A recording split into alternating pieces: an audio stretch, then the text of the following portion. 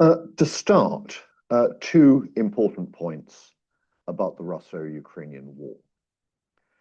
First, there's no moral equivalency between Ukraine and Russia. As noted American columnist Matt Boot commented last month, the war is as pure an example of good versus evil as the modern world has seen. Second, this war is, and always has been, since the failure of Russia's initial coup de main attempt in 2022, this war has always been a contest between Western political will and Putin's grip on power. In this talk, I intend to explain why this is the case and why I contend Russia cannot win and Ukraine cannot lose as long as the West continues its support. Let's start our analysis by trying to understand why. During lockdown, many of us undertook some project or the other. Some learned to cook, some grew orchids. Me, I built stone walls on my Mount Macedon garden. Vladimir Putin's lockdown project, his project was plotting the destruction of Ukraine. His resulting school essay in July 2021 was entitled On the Historical Unity of Russians and Ukrainians. In it, he claims, with little justification, that the name Ukraine comes from the old Russian word Ukraina, or periphery, and that the word Ukrainians referred to those. Is that me? And the word Ukrainians referred to those who protected Russia's external borders. By this logic, Ukraine has no separate existence from Russia. As he says at the end of the essay, but we're one people. And he really does believe this stuff. If you've got time, stamina, and a high boredom threshold, watch the full 3 hours of his interview with Tucker Carlson.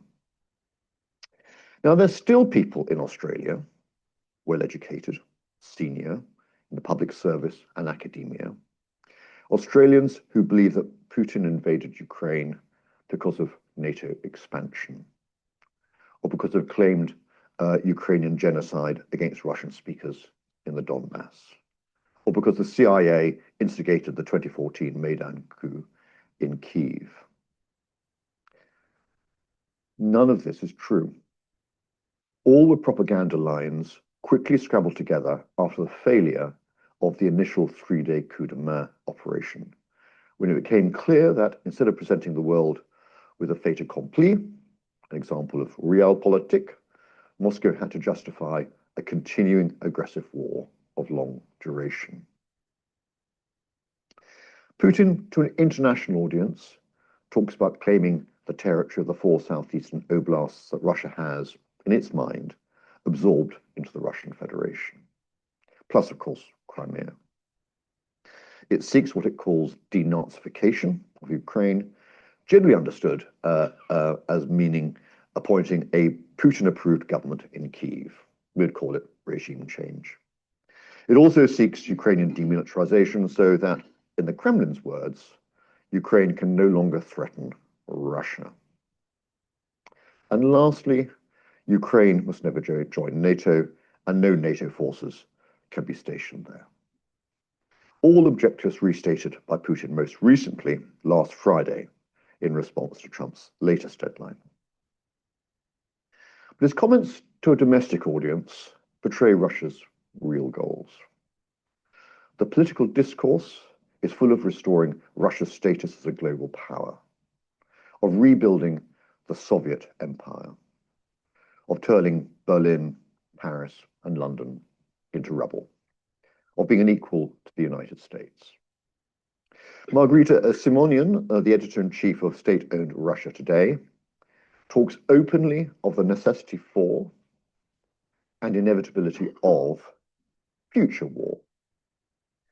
that Russia's military is the only tool it has to restore its power and its glory, and that Russia's economic future depends on greater military spending, not less, and that Russia's war economy should be permanent. Melbourne-based commentator Michael Zvrivsky has explained here at AAA Victoria the genocidal nature of Putin's Ukraine project to eliminate completely Ukrainian culture, language, and identity. If Ukraine loses, it ceases to exist, not just as an independent nation, but as a nation at all. Ukraine, of course, fights because it has to. The Ukrainian ambassador in Canberra recently described this as Ukraine's superpower, that they have no choice. So what the Kremlin's seeking has got little to do with the Donbass or any Ukrainian town here or there. Instead, the Kremlin's objectives are deeper, wider, and relate to Russia's place in history. It involves rewriting the global order and establishing Russian supremacy in Europe. And this is why American attempts at peace have failed. Despite Ukrainian willingness to compromise over lost territory, Russia's goals are too expansive, too nihilistic for any kind of compromise. I thought back in January that American pressure on Moscow might succeed in forcing Putin to accept some form of ceasefire, at least temporarily. But Trump appears to have some blind spot when it comes to Putin and the Kremlin. The US approach to Russia was all carrot, no stick, with obvious consequences. Perhaps we can explore in Q&A why that might have been. Now, the principal reason why I thought the timing might be right for a ceasefire is because the fighting is at a stalemate. All-pervasive drones now dominate some 20 to 30 kilometers on either side of the front line, make it dangerous for any movement in the open, let alone to assemble the size of force needed for a major assault. We estimate about 70 to 80% of casualties on both sides are now from drones, whereas for the first 2 years of the war, of course, it was artillery. Now, according to analysts, Russian forces captured around 564 square kilometers in July, at a cost of some 40,000 casualties. At this rate, it'll take more than a decade to capture the rest of the 4 provinces claimed as Russian, let alone the whole of Ukraine, which on current rates would probably take a couple of centuries. So although Russians continue to advance slowly, steadily, village by village, it's at huge cost and takes time. If you look at a map of the whole of Ukraine, over the past 3 years, there's hardly any visible difference to the 19% of Ukrainians' territory that Russia controls. It really is very similar to the Western Front of the First World War. In the theory of war endings, this is a classic example of what's described as a mutually hurting stalemate. A situation where both sides, if acting rationally, should be prepared to compromise to make the hurt stop. But there's no incentive to stop fighting today if you think you'll win tomorrow. And Putin still thinks that he can win, that time is on his side. So why does he think that? There are 2 main reasons, I think. The first is his belief that the West will get bored and give up. He's hoped this from the beginning. He talks frequently about how quickly Ukraine would be defeated without Western help, from 1 week to 2 months. And although American support over the last 6 months has indeed been questioned, what's in no doubt is continuing, actually strengthening European support for Ukraine. Increased determination that Russia will not, cannot win. Putin's belief that the West will simply walk away is just wrong. The other likely reason is that nobody's telling Putin the truth. In dictatorships, people get promoted by telling the boss what he wants to hear. But in Russia, it's even worse because of a form of systemic lying that's so common that the Russians even have a word for it, vranyu. In the context of Russian corruption, it basically means that your boss knows that you're lying, but because it makes him look good too, he doesn't question it. Everybody wins. Now, I've talked here about vranyu before, but it's worth re-emphasizing. As the excellent Australian YouTube analyst Perun put it, you know I'm lying, and I know that you know, and you know that I know that you know. But I go ahead with a straight face, and you nod seriously and take notes. Since promotion comes not from talent, but from patronage, you need to make yourself look good using vranyu. Lying about your unit state of training, lying about your equipment readiness, lying about your achievements. And by doing so, you make your boss look good too. And if you're the only one in the formation that isn't lying about how good your unit is, then you're probably the one who's rejected for promotion. This is explained by indicted Russian war criminal and military analyst Igor Girkin in an example of what might happen under vranyu when reporting a disastrous Russian attack early in the war. And I quote, "The battalion commander, with only 18 men left, presses himself into the earth to survive Ukrainian artillery fire and reports to the regimental commander. We move towards the enemy. We suppress 2 of their firing points with mortars. The regimental commander forwards this to the brigade commander as the battalion bursts into the first line of trenches. The enemy is retreating. The brigade commander reports this to the divisional commander. We're approaching the second line of defense. Enemy firing points destroyed, trophies taken. This looks good to the divisional commander, but not quite as good as the report from the division next door.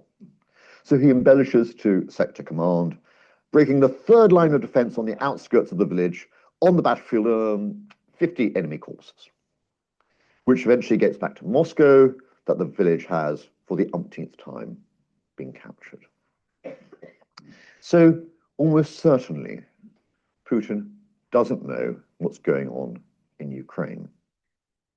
I've no doubt that he's being told just one more push by the Russian equivalent of General Haig on the Somme or Ludendorff at Verdun. But it gets worse. Leonid Volkov, then Alexei Navalny's chief of staff, told me once that in a corrupt state like Russia, everything is for sale. And that includes the red intelligence folders that every day before the 2022 invasion, the 5th Directorate of the FSB presented to Putin about the situation in Ukraine. Putin had allocated a large sum to the 5th Directorate to develop a network of agents and fifth columnists across Ukraine, and every day wanted to hear their reports. Of course, being Russia, the leadership of the 5th Directorate simply pocketed the cash and created an office in Moscow to forge intelligence reports from Ukraine. And of course, those reports were full of what the boss wanted to hear. Volkov said that when Navalny's Anti-Corruption Foundation purchased one of these red folders of FSB intelligence, it was all made up rubbish. That Ukrainians were slaughtering Russian speakers every day, that Ukrainians were crying out to be liberated from American dictatorship, that Ukrainians actually wanted to be Russians, that there was a 5th column in Kyiv just waiting to rise up and support a Russian invasion. He said, only half-jokingly, if you read the report, you'd want to invade Ukraine too.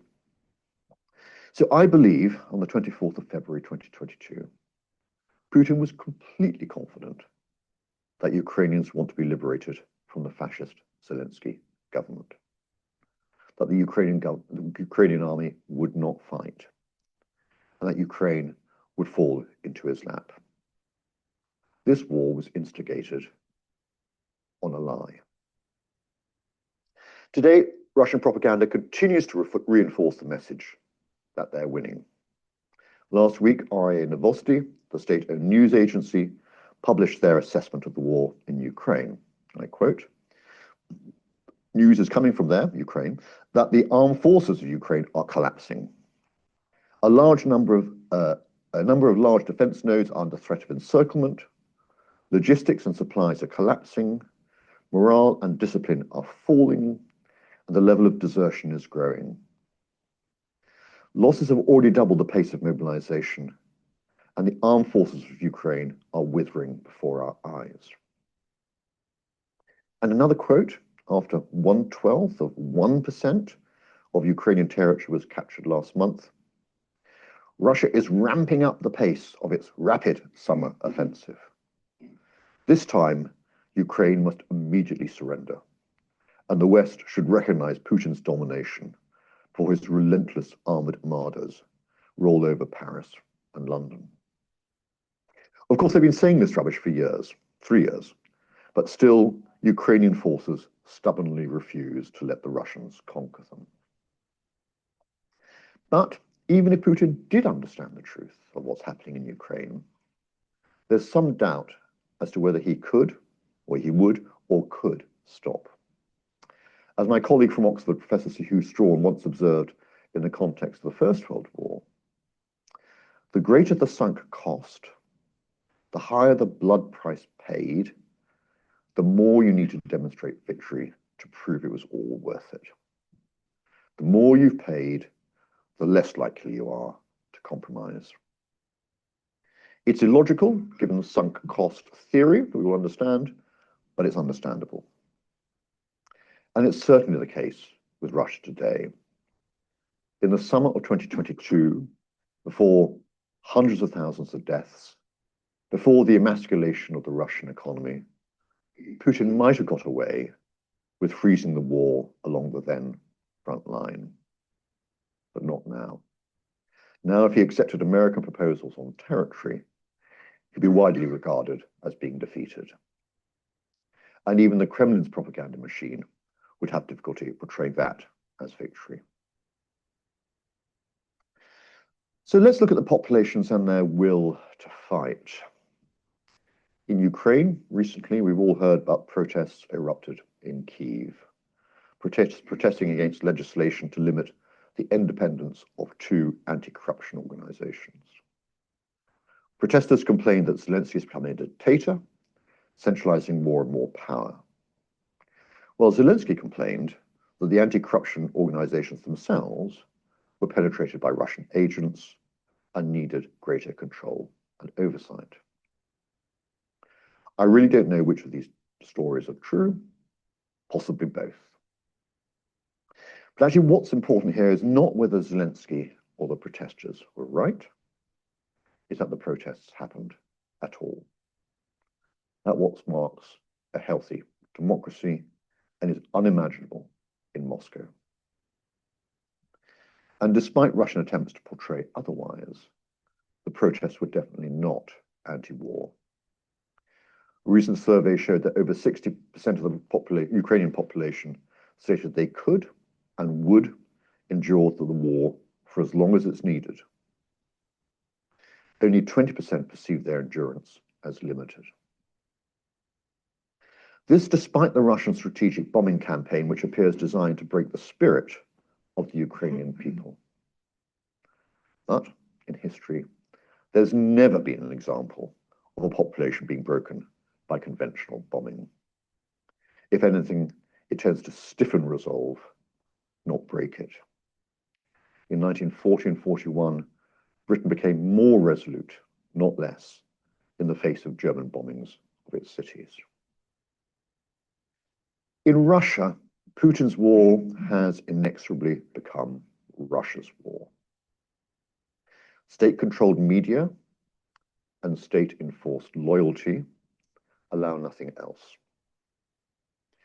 there's little sign that high casualties, and Russia's casualty rate is getting worse each year, there's little sign that casualties are impacting that state loyalty. Russia's Afghan war ended because of political pressure exerted by the mothers and wives of Russian soldiers. And Russia's First World War ended when the army mutinied. But there's little sign of anything like that happening today. Alexandra Propenko of the Carnegie Russian Eurasia Center points out that Putin's current strategy is unsustainable. But she adds, it's unlikely to come to a head this year. I quote, simmering economic problems are unlikely to overpower the forces that keep Putin bent on continuing the war. The possibility of popular pressure is low. For many Russians, dignity has come to mean state-provided salaries and pensions rather than political or civil liberties. Now, this is an important insight. I'll repeat it. For many Russians, dignity has come to mean state-provided salaries and pensions rather than political or civil liberties. Returning to Propenko, public sentiment may change as inflation continues to bite. But the idea that Putin's wartime leadership means economic prosperity and national pride will be difficult to shake from the public consciousness. Yet, the war is unpopular in Russia. Earlier this year, the Anti-Corruption Foundation released polls that show anxiety levels in Russia are rising consistently. And that, when asked to cite priorities for government funding, only 12% put military spending higher than education, pensions, and healthcare. But as another prominent Russian opposition figure, Mikhail Khodorkovsky, pointed out, Putin doesn't really care about all that. He's not going to get any poorer. It's not his children who are being killed in Ukraine. He's not personally endangered by the Ukrainians. And as long as he can keep enough of his population quiet and can sustain the organs of state oppression, then popular discontent is unlikely to force a change of strategy anytime soon. So Ukraine's strategy to cumulatively, continuously raise the human and economic cost to Russia of continuing this war, this strategy is unlikely to work, at least this year. And it's unlikely to achieve their strategic objectives in the short to medium term. So let's talk about the Russian economy. Any attempt to understand the war has to be founded on an understanding of the Russian economy. This is Russia's Achilles heel, and Putin knows it. It's why, since the start of the war, the Kremlin has classified most of its economic statistics, including export figures for oil and gas. There's still much we can learn, including from official statements. Putin has three economic challenges he must balance. The first is to provide the government with sufficient cash to fund the war. The second, to create a stable macroeconomic environment so Russia can thrive in the long term. The third is to limit inflation so that ordinary Russians can continue to enjoy a reasonable lifestyle. As we'll see, he could probably do one, possibly two of these challenges. But all three appear impossible from where Russia is today. So on the 25th of July, a couple of weeks ago, the Russian central bank reduced its key interest rate from 20 to 18%, the second reduction in a month. Analysts suggest they seek to reduce the interest rate further to 16% by the end of the year. At the same time, the bank lowered its forecast for inflation this year to between 6 and 7%, 1% lower than previously, because they said inflationary pressures are declining faster than previously forecast. Bank Governor Elvira Nabiullina explained, we're on the path to returning inflation to target, and forecasted that target to be down to 4% next year. So all is good with the Russian economy then. Actually, no, it's not. In fact, the Russian economy is in dire trouble. Back in June, Navalny said that the Russian economy had been expanding on the back of what she called free resources, including untapped labor, industrial capacity, and liquid assets from the National Wealth Fund, also called the National Welfare Fund. Now she says, we need to understand that many of these resources have truly been exhausted. In particular, the liquid assets of the National Wealth Fund have nearly all been spent. They're what's been keeping Russia's war economy afloat since 2022. Whenever there's a gap between government revenues and spending, it's the National Wealth Fund that plugs that gap. And given the current delta between revenues and expenditure this year, largely because of the low price of oil, the Moscow Times report that the liquid assets of the National Wealth Fund is likely to be at zero by the end of this year.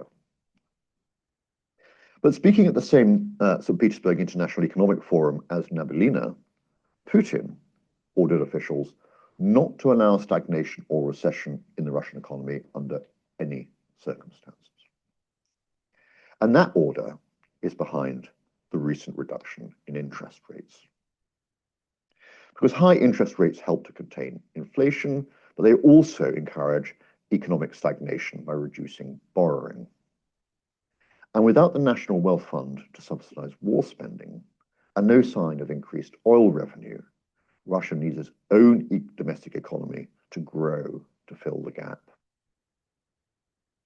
Falling inflation is, according to some, a fig leaf. Since inflation is largely measured by the cost of food, the average Russian spends 36% of their income on food. The government has introduced price caps on locally produced foodstuffs, which we'll explore shortly. But it doesn't include many of the things that really affect the economy. Sanctions, for example, have increased the price of aircraft spares by a factor of 10. But first, I want to explore the impact of this war economy and why I think even reduced interest rates are unlikely to create the domestic wealth that Putin needs. Because the war economy, where government spending is massively skewed towards the defense sector, the war economy has impacted domestic infrastructure. An example, Russian railways, where loading capacity, the total amount of freight moved by rail, has reduced from a pre-war level of 3.5 million tons per day to under 3 million tons per day. Now, for this section, I must declare my great debt to the analysis of Prune 602, a prolific contributor on social media network Blue Sky. She's done some of the most detailed and exhaustive studies on aspects of the Russian economy, particularly the railways, Russian agriculture, and the Russian bond market. Now, a 15% reduction in rail freight capacity might not sound much, but in a country the size of Russia, with a poorly developed road network to its resource-rich hinterland, its railways are the lifeline of the economy. Last month, for example, the coal industry was unable to move all its output for export or domestic energy production because the railway didn't have the capacity to shift more than about 90% of it. Now, this reduction hasn't been caused by Ukraine's strategic bombing of railway infrastructure, although that doesn't help, but by non-availability of locomotives. 50% of Russian railway engines are well over 20 years old and becoming increasingly costly to maintain. And as they get older, their repair and maintenance take longer, increasing unavailability. Now, some 15 years ago, Russian railways privatized their maintenance and repair depots. And being Russia, the contract was, of course, awarded to the most corrupt bid, not the best bid. So the railway is actually rather powerless to do much about it. And instead of investing in the railway to buy new locomotives, the Russian government taxes it more to fund the war. Last year, it extracted 15 billion rubles from the railways to underpin defense spending.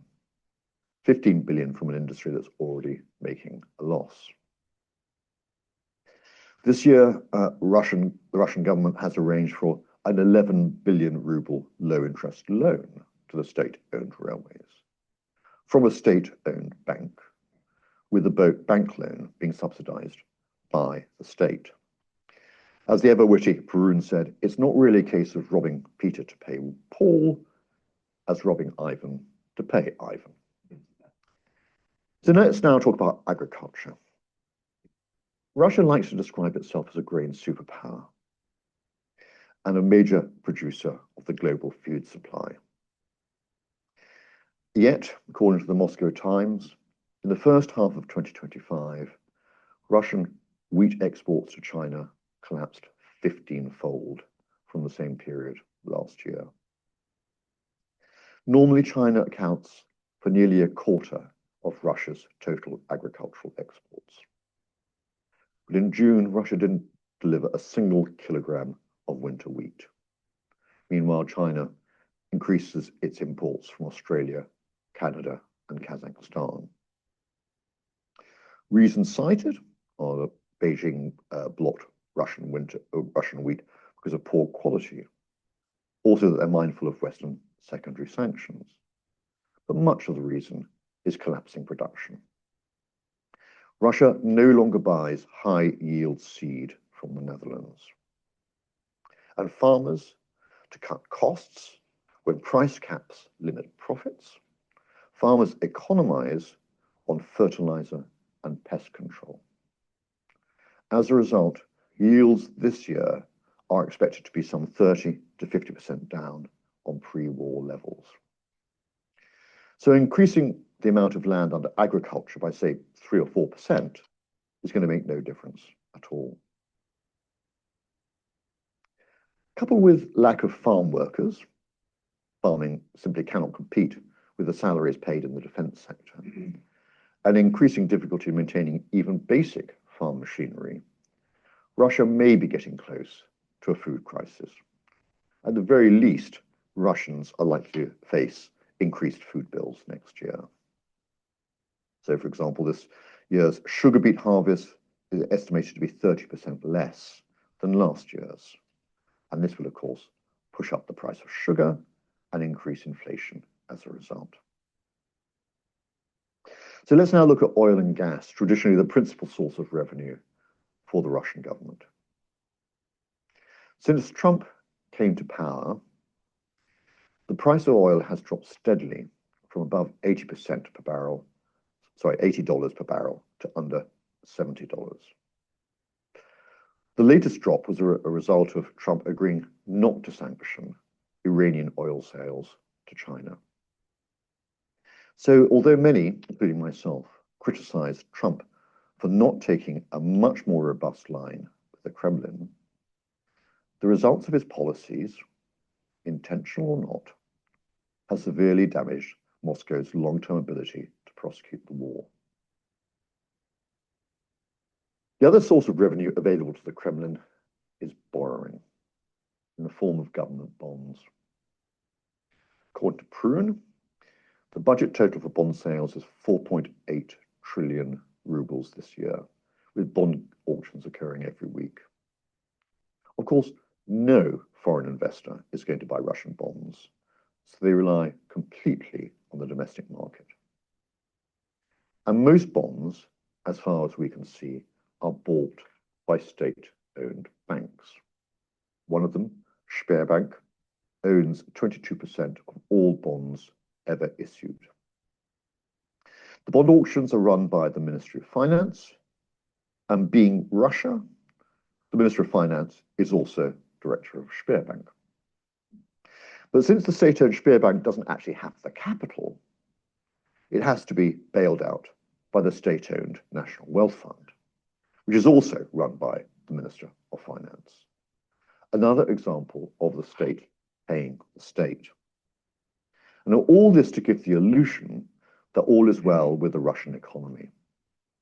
But you can only do this for so long, before it becomes clear that enough money simply doesn't exist, that falling revenues cannot match increasing expenditure, that you can't keep on paying for the war at the current rate. The government's posing ever greater taxes and fees to cover the gap between revenue and planned expenditure on the war. They're nationalizing industries, sometimes as Putin kills the oligarchs that own them. They're desperately searching for more income. But everything they do appears to either create larger long-term problems or make life more difficult for ordinary Russians. So, of the three economic challenges faced by Putin, he's clearly preferenced only the first: to fund government war spending. Great damage is being done to Russia's macroeconomic stability, and it looks as though Putin is preparing to turn the financial screws on ordinary Russians. Let's now look at Ukraine's ability to sustain the war.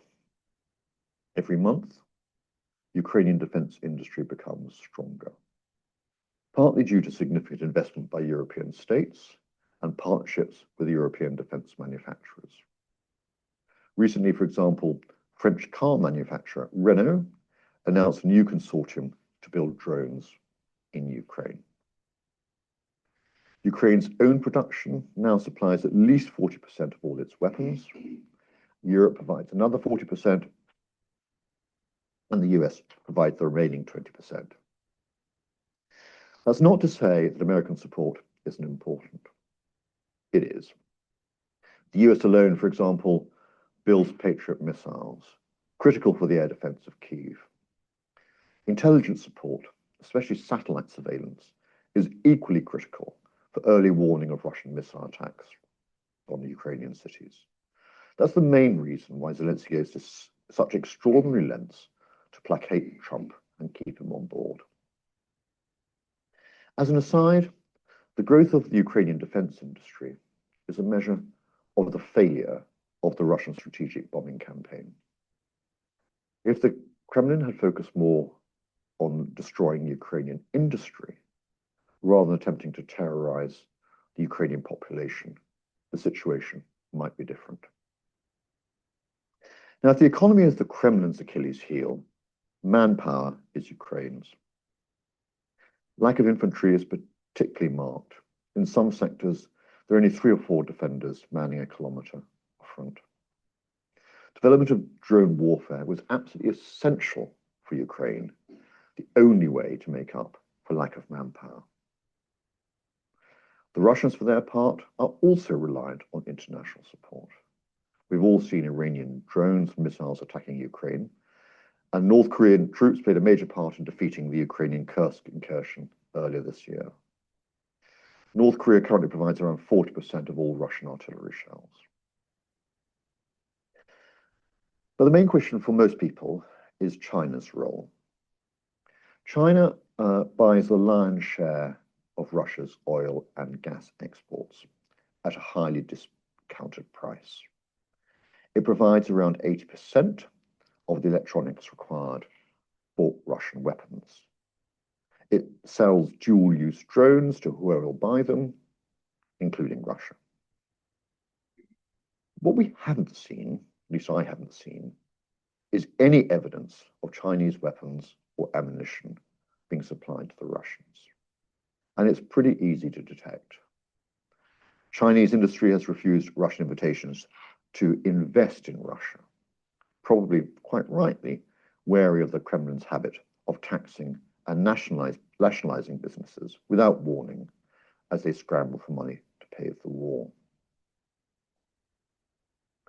So I think for now, the Chinese position is being perfectly content to make money out of Russia. They're content as Russia becomes weaker and weaker. They're probably content that Russia is growing increasingly dependent upon and subservient to China as the war continues. Last month, the Chinese foreign minister famously said in Europe that China couldn't allow Russia to lose the war in Ukraine, because that would permit the USA to concentrate solely on China. But this is a very long way from helping Russia to actually win. And as far as I can see, despite hawkish statements from Washington, D.C., the Chinese government had done nothing significant that would enable Putin to achieve the victory he craves. So where does all this lead us? First, as long as the West continues to support Ukraine, Russia cannot win. But the quid pro quo of that, of course, is as long as Putin remains in power, Ukraine cannot win either. So let's look at those two conditionals: Western support, Putin's grip on power. Although it's possible that Trump might have another moment and suddenly lash out at Zelensky again, there's significant support for Ukraine across the American population and its political bodies, despite Russian propaganda that would have us believe otherwise. And European support is even more stalwart, more entrenched, and becoming stronger over time as nations recapitalize their own defense base. So although I rarely make predictions when it comes to war, I do think it most unlikely that the West will lose interest in Ukraine and allow Putin to win. What about the other conditionality? Putin's grip on power. The one thing we can absolutely guarantee is that Putin will go eventually. How and when are the key questions, of course. One of the features of dictatorships is that when they collapse, they tend to do so without warning. So although it's difficult to see how the Putin regime may collapse in the near future, it has to be possible. Historically, authoritarian regimes collapse because of fracture among the elites rather than popular dissent. However, elites frequently exploit such dissent. So a wise dictator tries to keep his people happy. And this is where we come back to Alexander Propenko's statement about Russians gaining dignity from state-provided pensions and salaries. The state can no longer pay those pensions and salaries, or if, because of inflation, they're no longer enough to feed the family, then we might well see levels of discontent rise significantly in Russia. This is the third of Putin's economic challenges, which up to now he's been able to meet. But there has to be significant doubt that he can continue to do it again next year. Putin, like Stalin, has not groomed a successor. Successors tend to be bad for a dictator's health. Putin's proved himself a master of triangulation, eliminating potential competitors, ensuring no one has more than 10% of the power of he himself. And that everyone else's power is siloed, so that there's no person in Russia, post-Putin, who has sufficiently wide-reaching influence or support to make them a natural successor. When Stalin died, it took nearly 5 years of political infighting for Khrushchev finally consolidated power to take over. During that period, German prisoners of war were finally released. Occupying Soviet forces were withdrawn from Austria, and Stalin was denounced. When Putin goes, we can expect a similar period of upheaval. In a patrimony like Russia, power comes mainly through networks of corruption. You enable my corruption, my wealth, so I owe you my loyalty. If you remove the head of this patrimonial network of corruption, the entire system can crumble. Now, most Russia watchers assume that when Putin goes, he'll be replaced by another Putin, or someone even worse, even more ultra-nationalist. That's possible, of course. If you listen to Russian media, ultra-nationalists are the only voices you hear. So be forgiven for thinking that those are the only voices. There are. But there are also plenty of Russian Democrats, people who believe there's nothing in Russian DNA that means they have to be extreme nationalists, authoritarian, and a danger to all their neighbors. People like the late Alexei Navalny, who Putin feared so much that he had him killed. So, being an optimist, I like to contemplate a future Russia that's completely different, that's democratic, that's at peace with its neighbors. So we've invited another optimist to Australia, Yulia Navalnaya, Alexei's widow and the head of the Russian opposition movement, the Anti-Corruption Foundation. She'll be here in early September, and we plan to run events so our members can meet her. The purpose of her visit? To allow Australians to see for themselves the possibility of a future Russia, a post-Putin Russia, that's completely different to the one that exists today. Unlikely? Possibly, probably, but not impossible. Once the kaleidoscope starts turning in Russia, who knows how it might end up? Because it's the only way that the Russo-Ukrainian war can truly end. Ladies and gentlemen, thank you.